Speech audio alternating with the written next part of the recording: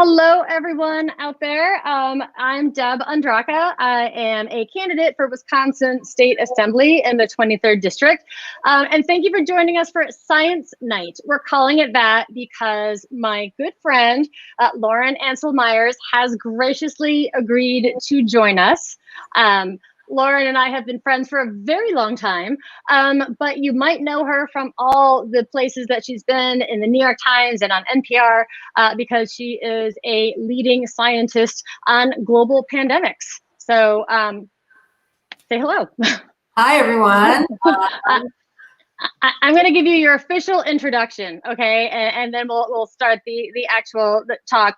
But first, I want to brag on you a little bit because you have an awful lot of titles, and so if I get any of them wrong, please correct me. Dr. Lauren Ancel Meyers is an expert in global pandemics and has been studying the spread of infectious diseases for more than 20 years.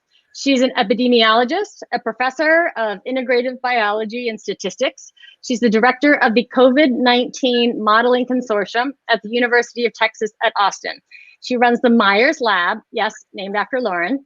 And I highly recommend following them on Twitter at Meyers Lab if you're sort of a data junkie and want to get the very latest on the COVID-19 outbreak. The cool part also, and the reason I'm so excited to have her here, is that Lauren was born and raised on Milwaukee's North Shore, went to Bayside Middle School, graduated from Nicolet High School. So big shout out to the science and math departments there. You went on to Harvard, Stanford, and then too many other amazing places to list here. Lauren and I have known each other for probably about 20 years now, go way back. So thank you so much for giving us an hour of your time because I know you are very busy saving the world from COVID-19. So happy to be here. Hello, friends, family, all you in Wisconsin. Miss you guys. So before we talk about all of your amazing work, tell us how much you miss living here in Milwaukee. I miss living in Milwaukee. In fact, we hike up to Milwaukee every summer with our kids, and we usually try to spend at least a month, if not 2 months, and reconnecting, beating the heat in Texas, and just being back with our families. Now, both your parents taught at UWM, correct? Yes, my mom is a retired professor of finance. My dad is a retired professor of mathematics. So you have obviously a robust academic background, and I love the story about you. There was a big profile on you in the Journal Sentinel not that long ago, and I love the story about how when I think you were a junior in high school and your dad brought a math problem home from a dissertation and you were able to solve it. Yeah, that was really a great experience. It sort of introduced me to the world of math as a career. Math is, solving real world problems, and kind of the rest is history. And it led to me being a math major in college and pursuing a career that's really kind of heavy in using math to solve real world problems and occasionally discovering, new mathematical techniques. I am an elementary school teacher, and 2 summers ago I taught 3rd grade math. So obviously, the differences in what we're talking about in math is pretty extreme. But one of the challenges that I feel like a lot of kids have is math can seem so theoretical, and it's just really cool to know that you can be good at math and study math and pursue it, and pretty much end up working on pandemics or something like that. Could you just talk a little bit about how that happened? Sure. So I've always loved math, even way before my junior year in high school as a little kid. It was always my favorite subject. For fun, I would solve math problems. And so it's just something part of me. And when I went to college and I became a math major, I had an opportunity one summer to work at the National Security Agency using mathematics to crack codes. And it was really fascinating. And it really was the first time that I was using math to solve real world problems where I could see the impact. And I came back to college after that summer and I said, I want to search around for other areas where math can help us understand the world or solve problems. And I took a lot of different classes in different areas of science. And I just fell in love with biology and have always had a fascination with infectious diseases. And that sort of led me towards a grad school in biology and ultimately to a career where I build mathematical models, use different kinds of approaches from statistics and computer science and engineering to figure out where are diseases spreading around the world, what are they going to be doing in the future, and what can we do to stop them and save lives. Because I remember back when you were involved with H1N1 and SARS. I mean, this is something that has been just growing and growing in importance. You know, till now it's all that all of us can ever think about. Yeah, I mean, the idea that we could face a serious pandemic in our lifetimes that would stop the world as we know it, or lead us to kind of a situation where we'd have to take very extreme measures, is something that's kind of been on the radar of scientists and public health and global health agencies around the world, really since 1997, which was when we identified the deadly avian bird flu, the H5N1. And since then, the global research community, the global health community has been working to try to prepare for what that next pandemic would be. And that means stockpiling resources, coming up with sort of playbooks for when we might close schools and what other strategies we might need to approach. But to be honest, this pandemic totally took us by surprise. It's not the pandemic that we had run scenarios on, that we had modeled for up until very recently, up until January. I think we were all pretty much assuming the next pandemic would be caused by an influenza virus. And because this virus is different in so many ways, we've really had to just race to figure out new solutions, deal with really unprecedented challenges that are, hitting us all very close to home. What makes this particular pandemic so much different and more challenging than what you've dealt with SARS or avian flu or some of the other things that fortunately really haven't hit the US that much? But I lived in Asia for 2 years, and it was very common just when you're on public transit, when people were sick, they were wearing masks. Yeah. So they had a little bit more of an experience than we did. So what makes this particularly challenging? Yeah, so it's interesting to compare it both to flu, to like the H5N1 2009 flu, and also to SARS, which was an even deadlier coronavirus that threatened the globe back in 2003. So let's start with SARS. So they're both coronaviruses, but what makes this one so much more elusive, so much more of a challenge for us? Well, this virus, even though it's also coronavirus, spreads at about twice the speed of SARS as the original SARS. So if someone got infected with SARS, it was typically, a good 8 days until they were sick enough to infect someone else. With COVID, we often are infecting people within a few days, within 4 days, within 5 days at first becoming infected. So super fast. So we are having to chase it much more quickly. And then, as we all know now, this is a silent spreader. In many, many cases, people are actually spreading the disease before they know they're sick. With SARS in 2003, people weren't actually contagious until they felt sick.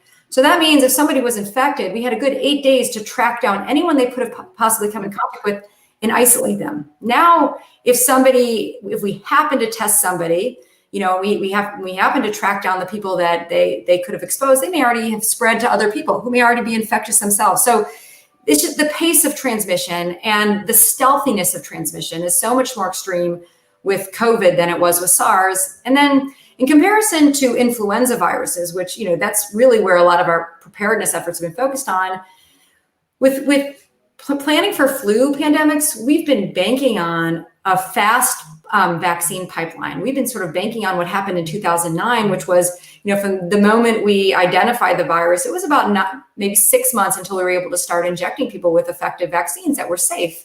And so, that timeline is sort of indefinite now. And with flu, maybe we could have sustained closing schools, shutting things down for a few months, but now we're in the situation where we don't know how long we're going to have to be mitigating this before we have a widely available, effective, and safe vaccine. And so it was just a totally different playbook. Absolutely. And there's so much uncertainty. And I think just partly because people don't know if you're asymptomatic and you can transmit it, or what that time is. There's just been so many questions. And I know, you're a mom and I'm a mom, and, going back to school has been just such a huge challenge. Like, you're in Texas right now. What does that look like for your family this year? So, Yeah, it's so right now, one of my kids has the option to go back in person, and my other children do not have that option at this point. But for us, for my own family, we are really erring on the side of caution. The virus is still spreading widely in Austin, where we live, and there's a really good chance, and in fact, we've already had several instances, even in a small school, that someone will show up infected, or a member of someone's family will be infected. And so it's really, you are taking some risks when you send your kid to school, but, sort of eyes wide open. And so just because the background prevalence is so high in Austin, we're not at a point personally where we're ready to do that. That said, fortunately, my kids have taken to Zoom. They are turning into Zoomies, but they're getting an education. They're just fine kind of emotionally at this point. And so I think we have the luxury of being able to opt for the at-home option right now. And the decision is very, individual for different families, and families have to weigh their own risk tolerances, have to weigh the level of risk in their own household, whether or not they have high risk members of their household who they really have to protect. And also just gauge, what is the situation? What are the risks in the community, and what steps are the schools taking to prevent infection, to prevent transmission if and when somebody arrives at school infected? And so it's very individual. There's no right answer. I think we all need to be adaptive and understand this is an unprecedented situation. None of our school administrators, none of our school boards, none of our state school education agencies ever was educated on how do you safely open schools during a pandemic, right? And so we all, and I know that they've been working so hard around the clock all summer, all fall, to figure out best practices, best safe paths forward. But it's really challenging in a rapidly evolving situation with so many uncertainties. That's what was so hard to watch a lot of our school boards grapple with this, because exactly what you said, we are not trained epidemiologists. And I would say, like, all of us suddenly have to become armchair epidemiologists.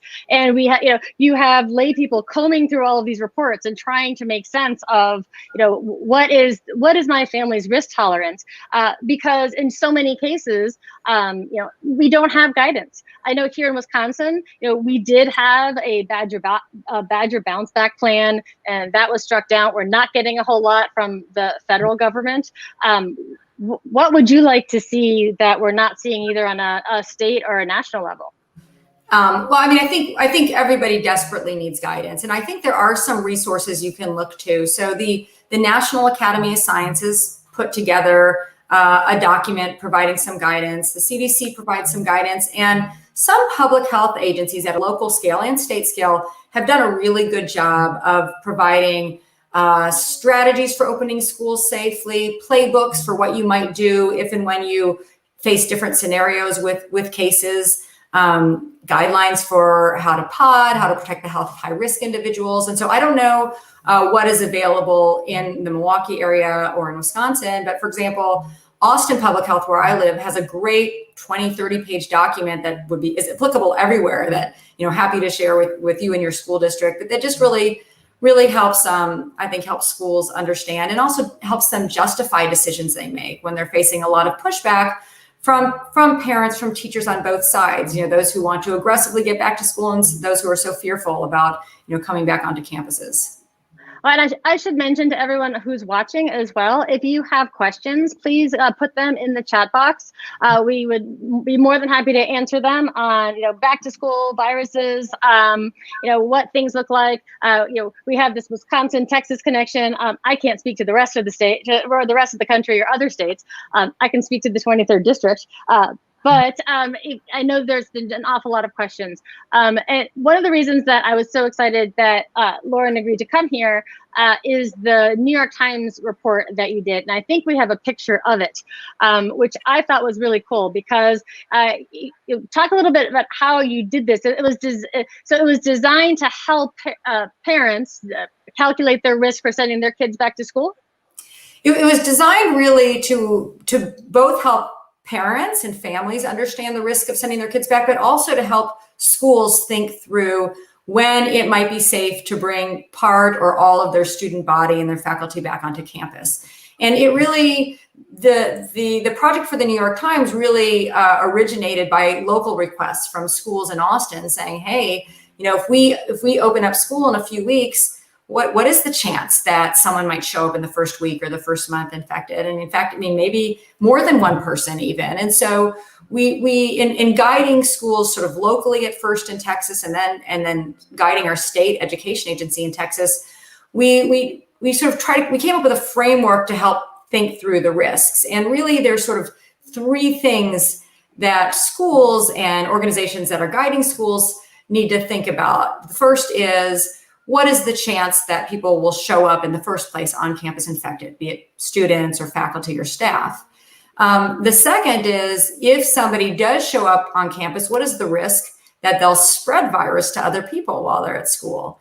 And finally, what is the chance that what happens in schools will spill over and amplify transmission, amplify risk, fill our hospitals in our community, and put everybody, not even those people who directly are sending kids or family members to school, what's the chance it's going to really impact the community as a whole?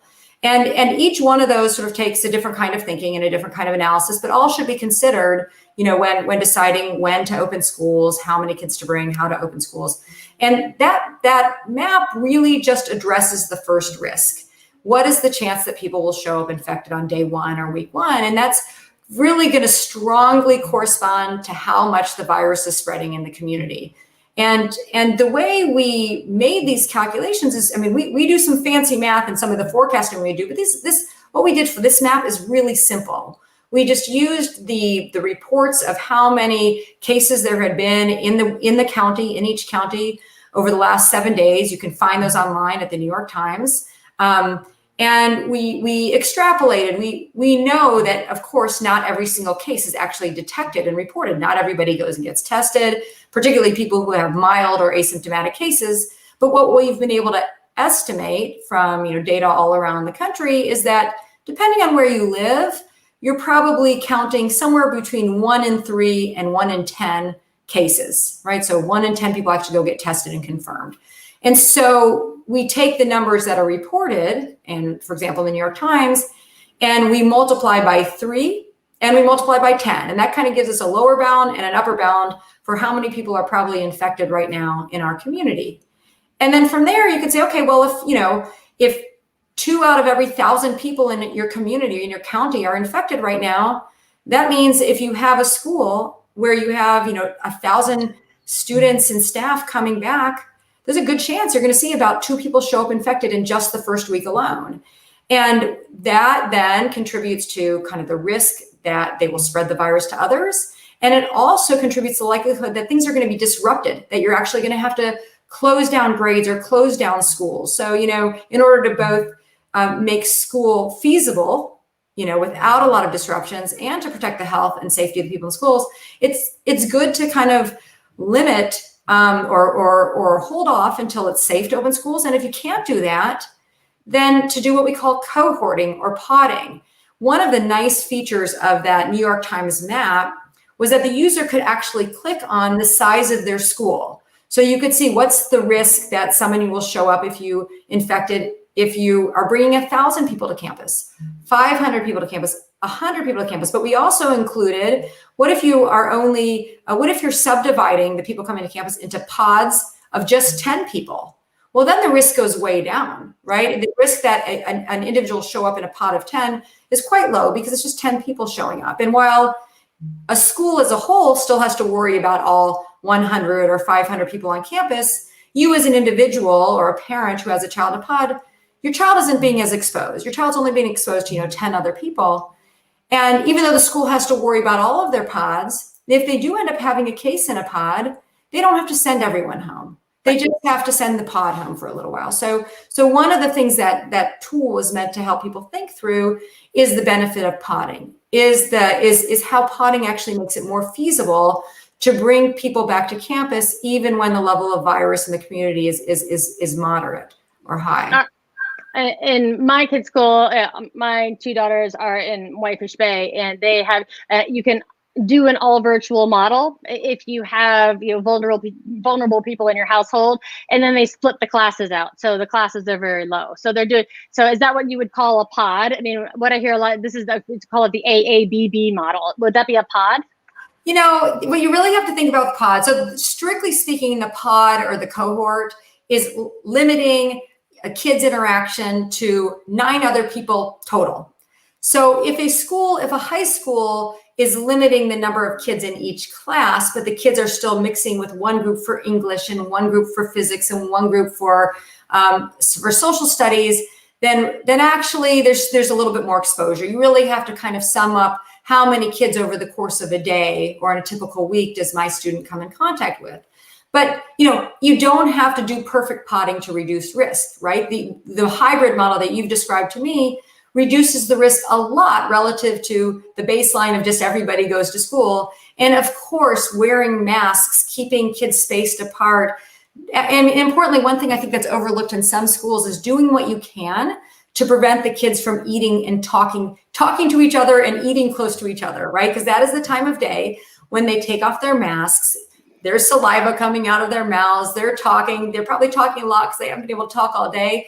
And that's actually a really high risk activity, is to eat close to somebody while you're eating and talking at the same time with your face mask off. So I actually think that's one of the overlooked spots where schools could do a little bit more to reduce risk when they do start bringing kids to campus. Well, that's a perfect segue into a question from my friend Anne. Hello. She says, I'm a teacher who's talking all day through a mask, elementary school teacher. Her chest hurts at the end of the day. She takes a short mask break at lunch, but that's about it. What do you suggest to counter mask fatigue? Yeah, I don't know. I don't think I have a great answer for that. I mean, I don't know, to some extent, if you are able to spend part of your day outdoors with your kids. I don't know if you're able to do that, to bring your kids outdoors and have them sit under a tree. And maybe if you can ensure that you're a good 10 feet from them, maybe you can take off your mask and instruct from a distance outdoors. I mean, certainly you would want to make sure that complies with the rules that are put in place by your school, but that may be a way that you can kind of get a break, or maybe just, asking your school for a break in your schedule, right? If you need it and your chest is hurting, to ask for, half-hour breaks here and there, and rather than the smoking break, the breathing break, right? You can take your mouth. The opposite of the smoking break. The opposite of the smoking break, and just give your lungs, give your voice, give your mind a break.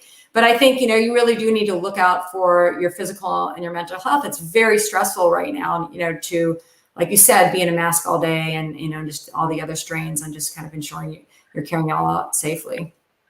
Just today, there was an article in the Washington Post talking about elementary school kids and going back to school, how what we're seeing, kids going back to school, there hasn't been a whole lot of transmission, hopefully because people are wearing masks and they're taking all of the precautions. What about teachers? How can teachers protect themselves if they're in a setting with, especially because I'm always thinking of my elementary school kids, because if, telling kindergartners to social distance is very, very hard. Right. How can teachers best protect themselves? Yeah. I mean, the best protection for you as a teacher is to ensure all your students are wearing their masks, right? Because what are your points of risk? That you catch the virus because your student spreads it to you, or you catch the virus because a fellow faculty member or staff member spreads it to you. So you got to think about your exposure in both those contexts. But, in the classroom, ensuring that your kids wear masks is probably the most important precaution, keeping your distance where you can. Mealtime, snack time is going to be a risky moment. So doing what you can to protect yourself during those moments. And thinking about what you're doing in the break room when you're off, when you're with other faculty. In fact, it's probably more likely that one of your peers is going to show up infected than one of your students. And so, really, and unfortunately, there's a good chance if they do, they'll be asymptomatic. They won't even know they're infected. And so I think, just always, keeping your guard up, just knowing that unfortunately this is a silent spreader, and that anyone you come in contact with in your school could potentially infect you. And also it's your responsibility to protect others. You may not know if you're infected. So also, wearing your mask and keeping your distance to protect those around you. I talk to a lot of voters. I call hundreds of voters every week, and obviously this is what's on everybody's mind. And sometimes I get a little frustrated. And I know you work either at or with the CDC an awful lot. And sometimes I hear from people who are questioning data that is coming from there, or when you talk about, okay, oh well, they're including car accidents in this kind of in data, and that it's not really as bad. As a data expert, what would you say to that? Yeah, I mean, I think there's a lot of confusion over data. I think, unfortunately, the CDC at the highest levels has communicated things and retracted things that kind of have led some to question the messaging, the data that's coming out there. I think, it's hard to know, what are reliable sources, in today's world where a lot of basic science and data is being politicized. I do think that at the end of the day, despite kind of the back and forth with the CDC, that like all of the information on their website right now, I think is reliable. Last week they came out and said aerosolized transmission, not aerosolized transmission. Well, it is very clear that this thing is sometimes spreads via aerosolized transmission. So right now I see that as an omission on the CDC's website, but not necessarily, it never says that there's no aerosolized transmission. So I think that there are political pressures that are leading to some omissions. But basically, the kind of guidelines CDC is putting out there now are reliable. I mean, I find that the public health agencies in Texas, the information that they're putting out is reliable. So usually public health agencies, I think, are a reliable source of data. I think the example you were mentioning was this study that came out in one of the weekly reports of the CDC, where they broke down for people who died from COVID. They looked at what other complaints or what other codes there were in their death record, right? And so the table said, broke down, some people died from COVID and pneumonia and diabetes, that all the things that were in their chart. And so that was misconstrued and misrepresented in some of the popular press as meaning that only a very small fraction of people who have been reported as COVID deaths were actually COVID deaths, when in fact, every single count in those table were people who wouldn't have died had they not gotten COVID. And so that chart and that report by the CDC is absolutely reliable. It's just what's happened is it's been misinterpreted and spun, in certain ways.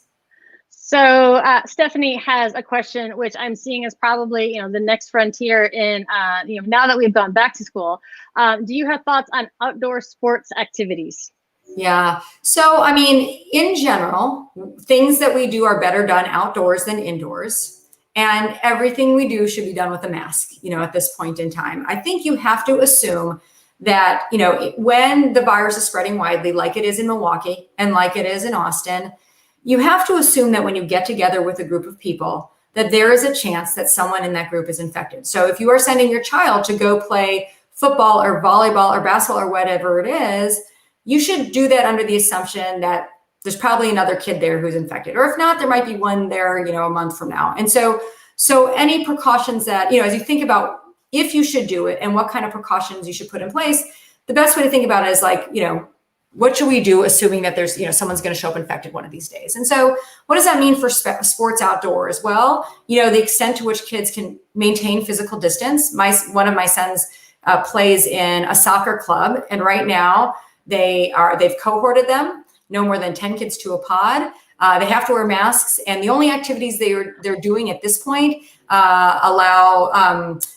don't allow them to get any closer than 12 feet from each other. So it's not very action-packed soccer, but at least they're moving their bodies, they're with their buddies, and that's kind of what you got to do right now when the virus is spreading widely. So they can't crowd the soccer ball that way. They're learning how to spread out. So that's right. Life skills. So, it's just one of these things where it kills us all that our kids are like sitting home, not moving their bodies. But, we don't want the soccer field or the football field to be the place where, it spreads between kids and they bring it home and they bring it to their grandparents or to their teachers or whatever, right? We're just in this situation where we have to be patient. We have to be creative about how to give kids what they need while still protecting, the health and safety of all of us. And when it comes to sports, are there, obviously some sports are riskier than others probably. I always think of tennis as probably being the best COVID sport. Yeah, tennis has got to be one of the best COVID sports. I totally agree. It's really about, outdoors at a distance. That is kind of the recipe for success, right? So that you got that with tennis, right? At least as long as you're playing singles, I guess. But indoors is a little bit trickier because the virus is occasionally airborne, and so it can kind of hang around and it kind of move long distances. I think locker rooms are kind of no-nos. Like, that's just a place where the kids are going to take off their masks. They're going to be in close contact. It's hard to monitor that situation. So I think that's if you can avoid that, that's probably helpful. But if you're bringing the kids back for volleyball, if you can keep them more distant, you can get them to wear their face masks, whatever you can do to just, and the other thing that we haven't really mentioned, but, and going back to Anne's question about what can teachers do to protect themselves, really encouraging a culture of responsibility, that if you wake up with even the slightest symptom, or if someone in your household woke up with even the slightest symptom of COVID, just do us all a favor and stay home. Take a moment, get a test, or just see if whatever it was passes. But if you can really encourage that, and from the perspective of entire household, so the kid doesn't show up on the volleyball court, your students don't show up at school, it'll be much less likely that someone actually shows up infected and starts spreading the virus. What do you say to parents who don't take this seriously? As in, it's just the flu. I mean, we're talking about all these measures that we should be taking. And I know anecdotally of friends of friends who have sent their kids or out and about when they should be quarantining. Yeah. I mean, there is some truth to the fact that our kids, if they get infected, and maybe many of you in the audience who, are young parents with young kids, the risk that if we get infected, that we'll end up in the hospital or worse is pretty low, right? That said, it's not zero, right? Like one of the first, we had a death of a young football player. I think it was just this week. I just read about it, right? I mean, absolutely, young people occasionally are getting really sick and dying, and they're not necessarily kids with underlying conditions. Some extremely athletic kids. You've heard about this group of football players that, now have heart inflammation, right? Endocarditis, as kind of an aftermath of infection. And so while it is true that the odds are more in our favor if we're younger and healthier, the odds are not zero. It is playing Russian roulette at some level. But just as importantly, the decisions we make and if we end up getting infected, our children get infected, silently and not knowingly, we could spread it to members of our family who are more likely to get really sick. We could spread it to members of our neighborhood, our community. We could infect our teachers. We can infect, the other people whose lives we want to protect. And we can do it not knowingly. It's not that we want to, but you just may not know because it can be completely silent when you become infected. And, so it's other people's lives who hang in the balance when you make those decisions. And also, when things get bad, and you might see them getting bad in Wisconsin soon, unfortunately, New York faced this in March, Texas faced this in June, but we actually saw our ICUs filling to capacity. We, in Austin, we started putting beds in our convention center. We started shipping in doctors and nurses or borrowing doctors and nurses from the military to make sure we could care for our patients. And we didn't even hit capacity, right? We put on the brakes, and fortunately, kind of we were capacity. But we saw things get much worse in New York, much worse in Italy, and with fall coming, and with decreased capacity because we often have more cases in hospital because of flu.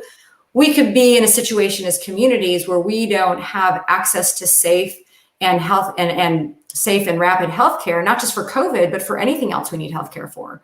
So there's a lot of consequences of, the decisions that we make as individuals and communities. So to those parents, please, do your part. I know this is incredibly painful, but, this is so unprecedented. We will get through this, but we kind of all got to work together and just see this as just such an unusual time where it takes thinking about others and acting as a community to kind of get through this together. I recently bought a pin. It says, "My mask protects you, your mask protects me." And I think that's something that people forget. It's sort of, when you're wearing a mask, I mean, you're actually protecting the people around you. And it's probably more than you're actually protecting yourself. Yeah, absolutely. That's a great pin. That's a great slogan. Yeah, absolutely. I've worn it. Yeah. And this is the other reason I was saying, to the teacher earlier, one of the best things you can do to protect yourself is get all the people in the room to wear masks, right? Because it, if you have an infected person and you have an infected person and, a susceptible person, the infected person wearing the mask is much more likely to stop transmission than the susceptible person wearing the mask. So we want, and then you just don't know if you're infected. So yeah, it behooves us for all of us to wear masks whenever we can. So Fred asked about taking temperatures. Does taking someone's temperature actually detect infection, or doesn't it? Well, it helps, but it's just not a silver bullet. It's not kind of like a closed gate to infection. So, and it's because a large fraction of cases are asymptomatic. And even those cases that eventually develop a fever, where you could detect them with a thermometer, many of those cases are actually contagious and spreading the disease for a good 2 days before they ever spike that fever. So, you can stop some cases from getting into your school by taking temperatures, but you're probably not going to be able to stop most cases. And that's the message that I like to give to people. There was an excellent Atlantic article that talked about, we need to be doing all the different things. Like it's not the mask wearing, it's not the temperature taking, it's not one thing. It's doing all the different things and layering them on top of each other, so that we have several lines of defense. People seem to think like, oh, well, first they wanted masks and then they wanted masks, so maybe masks don't work. It's like, no, just do it all. Yeah. Absolutely. And if and when we have access to rapid testing, abundant rapid testing that's affordable, that will also be kind of a key tool in our arsenal for preventing infection events on campuses and other public places. It can be really, really help us to detect things earlier. Yeah, we're seeing, and probably Texas is too, an awful lot of the explosion of campuses. I mean, I feel like we all knew this was coming and everyone went back to school, and now it's there. Can you talk a little bit about, what that means for, colleges going forward? I mean, speaking as someone who has a high school senior who's keeping her fingers crossed that next year will be better. Yeah. I mean, we sort of knew this was going to happen. I had several conversations with university task force and decision makers where people said things like, well, we'll roll the dice. We'll see what happens. And what we knew then and we know now is that you're rolling a loaded dice where we know what side it's going to land on, right? You're bringing a bunch of kids together, and depending on where you are in the country, you're probably bringing kids together where you're actually going to have quite a high rate of introductions as they return from their hometown. They're saying their goodbyes to friends in their hometowns, so they're more likely to be exposed before they come to campus. They're all and they're just in a riskier age group. They come to campus, we tell them to sit tight, we tell them, but 20-year-olds, right? I mean, they're very risk averse. They haven't seen each other all year. So it's kind of, it starts as a high risk situation because from the outset, in many cities, we probably had a higher prevalence of virus on campus from week one than you do in the rest of the community. And then they're engaging in much riskier behavior. We just had our first football game at UT and had, I think, 18,000 people in the stands, right? And so, when they tested about 1,000 of the kids who came to the game in that 48 hours preceding, and they found that about 7% tested positive. So 7 out of 100 tested positive. That's 7% of people who are completely asymptomatic. These are kids who thought they were healthy enough to go to a football game. Wow. Compare 7 out of 100 to what we think the background infection in Austin rate is about 1 in 1,000. So 7 in 100 in this population of about 27,000 kids at UT, right in the middle of Austin, compared to 1 in 1,000. So I think we're in a really precarious situation. I think, schools are trying to lock down, do what they can to mitigate what we've seen happen, all over the country, which is these really, rapid, concerning bursts in transmission. We don't know how much spillover there is into the surrounding communities. And what we'll probably know in the coming weeks, we'll start to see, upticks in some of these communities. But, maybe in some cases the universities have been successful, but it's really a precarious moment for a lot of these towns with, big universities or even smaller colleges. Yeah, so Anne is also asking, why don't we have access to rapid testing, and what would that actually look like? Yeah. I don't know. I don't have much insight into what the holdup is, why we haven't been able to do what some other countries have been able to do and really just, manufacture and get it out cheaply on a very large scale. Part of it, I think, is there's just really no organized, concerted buy-in and investment in testing as a frontline tool to mitigate the coronavirus all over the country. If and when we do have access to rapid testing, there's been some really interesting work done to try to figure out what is the right protocol for using testing to slow transmission and kind of prevent outbreaks in places like schools. And it might look something like, if you want to use testing to kind of safeguard schools, that everybody in a school community gets tested once every 3 days. And it's a rapid test, in 15 minutes. If you test positive, you don't go to school. If you test negative, you get to go to school. So it's really like almost a daily passport. And you can really, and it may be every 4 days, maybe every, depending on the resources, depending on the size of the school. But you really have to do it almost that frequently because of the speed of transmission and because of that, that silent period before you ever develop symptoms.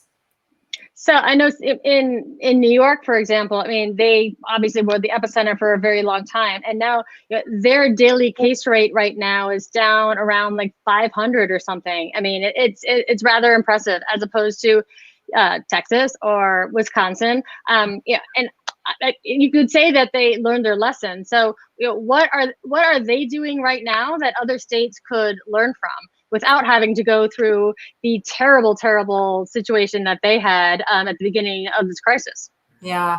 Well, my take is that New York did what a lot of other countries and cities around the world did that were successful in really kind of repressing the transmission of the virus to almost zero. And that is they were just patient.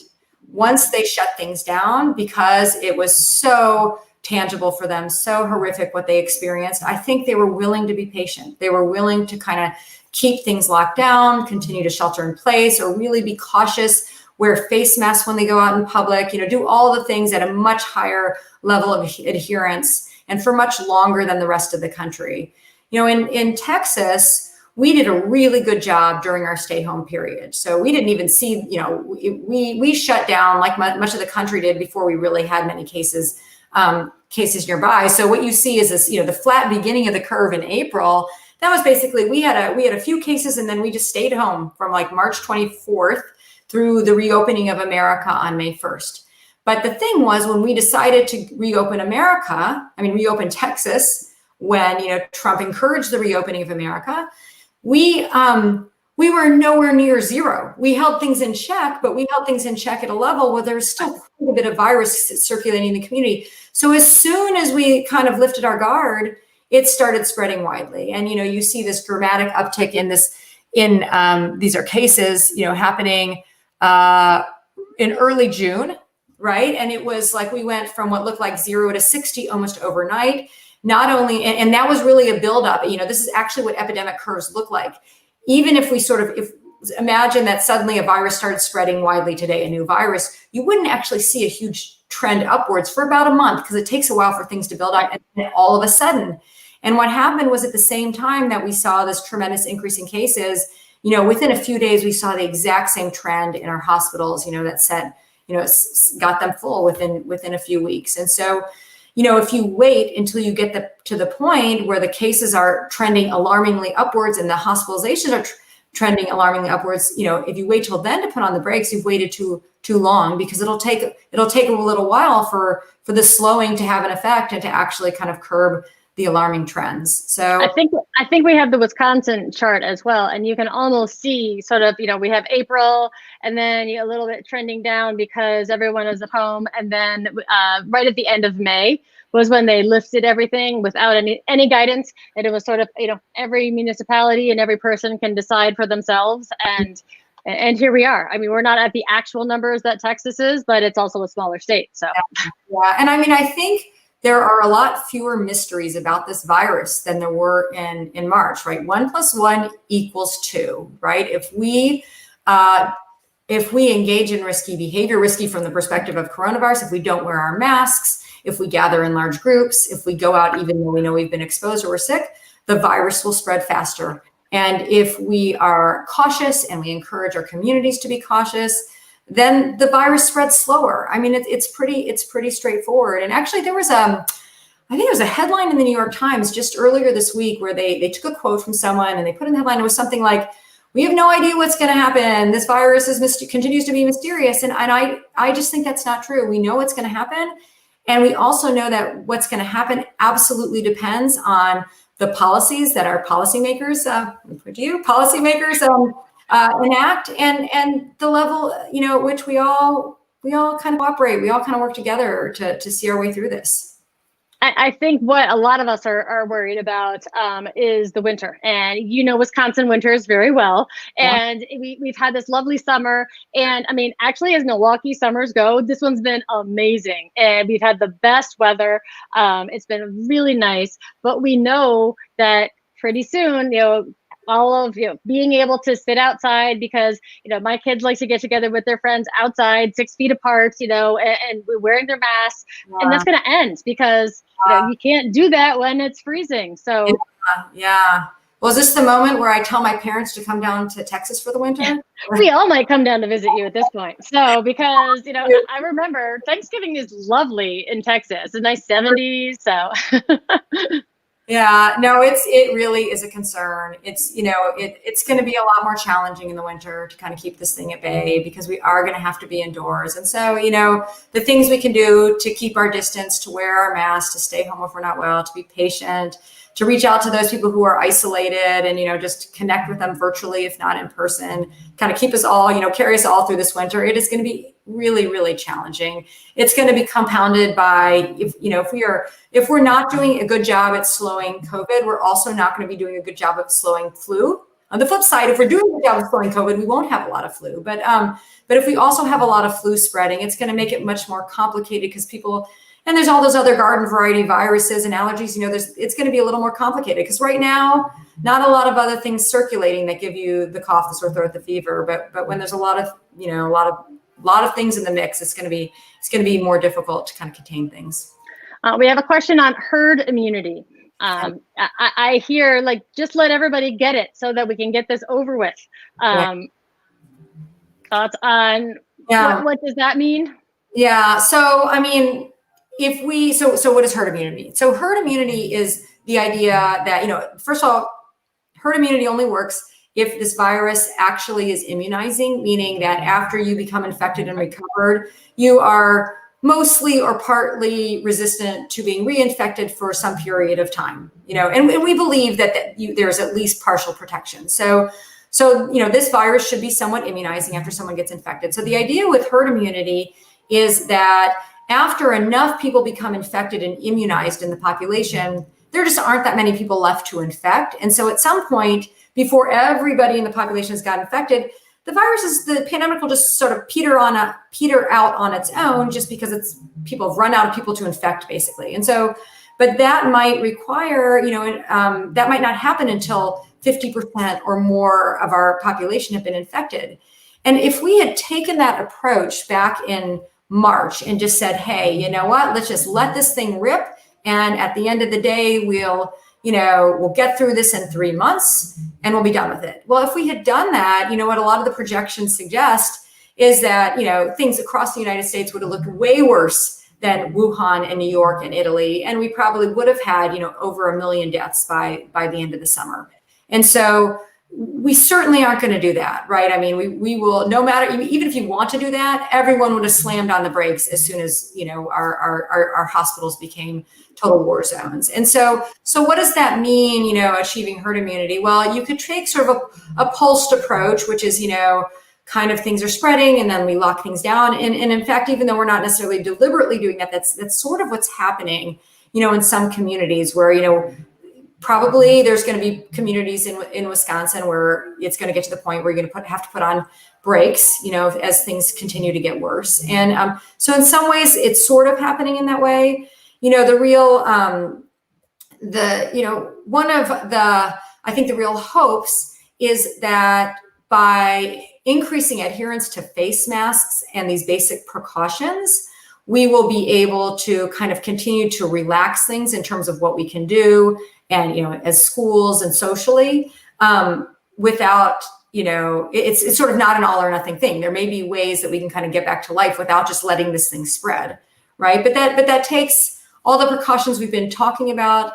It also will be made much easier if communities can just really seriously and very kind of comprehensively slow things for a period of time. Like if we could get everybody just to stay home and wear their masks and do their things for 3 weeks, we could bring many of our communities back down to a point where it'll be easier for us to then go out to restaurants and wear masks and take the precautions like they're cautiously doing in other parts of the world and other parts of the country where they really have brought the virus to low levels. So the combination of bringing things way down and then taking all those precautions might allow us to get back to more of the lives we want to get back to, without allowing the virus to spread. Sounds like we need to start color coding our masks to all of our outfits for quite a while, though, because this is it. I mean, this is the way things are going to be for the foreseeable future.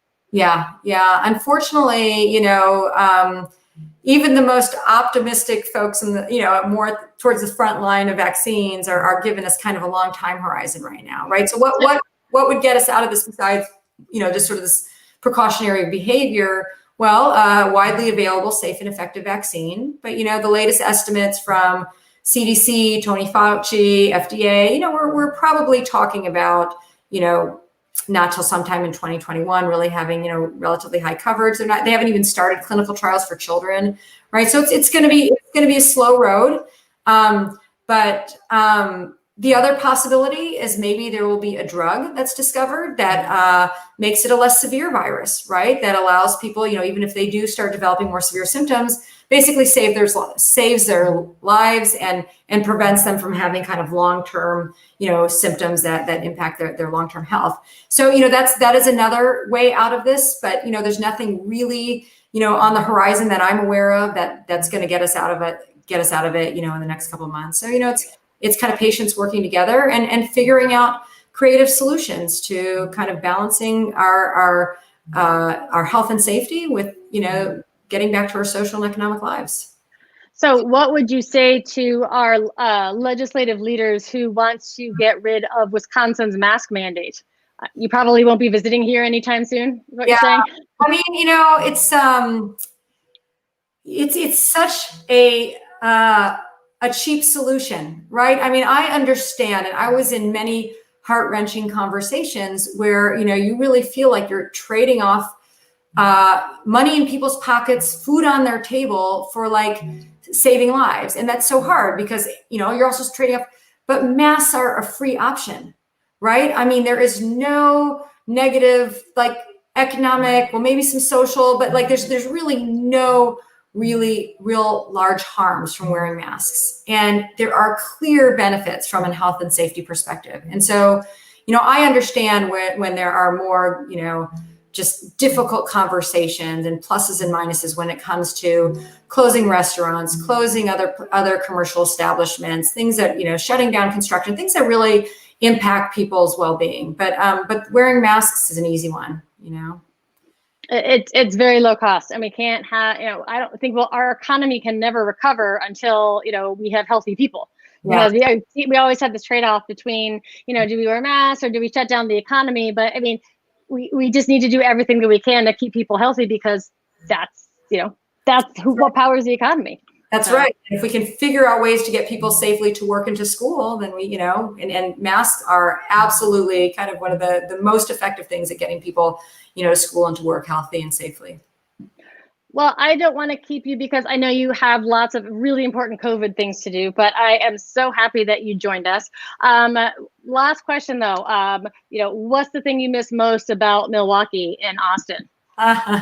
Cops. That's an easy. No, Totally right. I was actually on a video call with Governor Evers, and they asked favorite custard, and he said he liked soft serve, and I was like, "Have you been to Cops? I don't really understand." So yeah. Yeah. No, miss my family, miss my friends. Love you guys. Yeah. Well, keep saving the world. Thank you so much for giving us an hour of your time. It was great to see you. Hi to Steve and family. And thank you everyone for joining us too. This has been Lauren Ancel Meyers, COVID awesome person. And follow Myers Lab on Twitter if you want the latest findings on COVID-19. So thank you. Thank you. Stay healthy, stay safe, everyone. Take Bye-bye. care. Bye-bye.